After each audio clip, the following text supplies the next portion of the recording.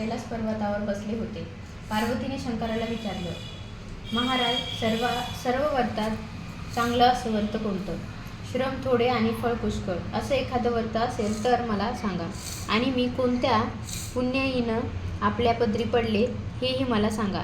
तेव्हा शंकर म्हणाले, जसा नक्षत्रात चंद्र श्रेष्ठ, ग्रहात सूर्य श्रेष्ठ, 4 वर्णात ब्रह्मवर्ण श्रेष्ठ, देवात विष्णू श्रेष्ठ, नद्यात गंगा श्रेष्ठ, त्याप्रमाणे हरतालिका हे व्रत सर्व श्रेष्ठ आहे. ते तुला सांगतो. तेच तू पूर्वजन्मी हिमालय पर्वतावर कैलास आणि त्याच पुण्याईनं तू मला प्राप्त झालीस. ते एक हे व्रत भाद्रपद महिन्यातील पहिल्या वृत्तीला करावं. ते पूर्वी तू कसं केलंस ते मी तुला आता सांगतो.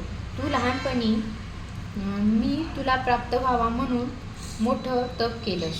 64 वर्ष तर झाडांची पिकलेली पानं खाऊन होतीस.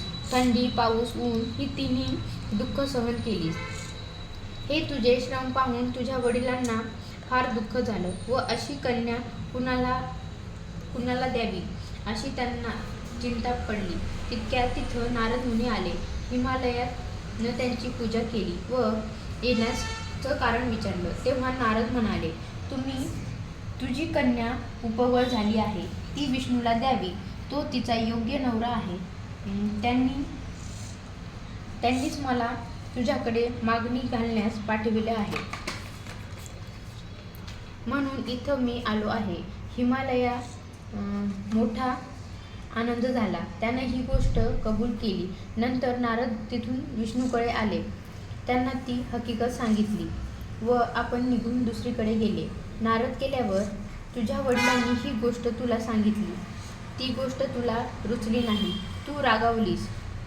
असं पाहून तुझ्या सखीनं रागवण्याचं कारण विचारलं. तेव्हा तू सांगितलं, महादेवा वाचून मला दुसरा पती करणे नाही असा माझा निश्चय आहे. असं असून माझ्या वडिलांनी मला विष्णूला देण्याचं कबूल केलं आहे. याला काय उपाय करावा? मग तुझ्या सखीनं एका घोर अरण्यात नेलं. तिथं गेल्यावर एक नदी दृष्टीस पडली. जवळच एक गुहा आढळली. त्या गुहेत जाऊन तू उपवास केला. तिथं माझा लिंग पार्वतीसह स्थापला. त्याची पूजा केलीस. तो दिवस भाद्रपद शुद्ध तृतीयेचा होता. रात्री जागरण केलं. त्या पुण्यात इथलं माझं आसन हललं. नंतर मी तिथं आलो. तुला दर्शन दिलं आणि वर मागण्यास सांगितलं. तू म्हणालीस, तुम्ही माझे पती व्हाल याशिवाय दुसरी इच्छा नाही.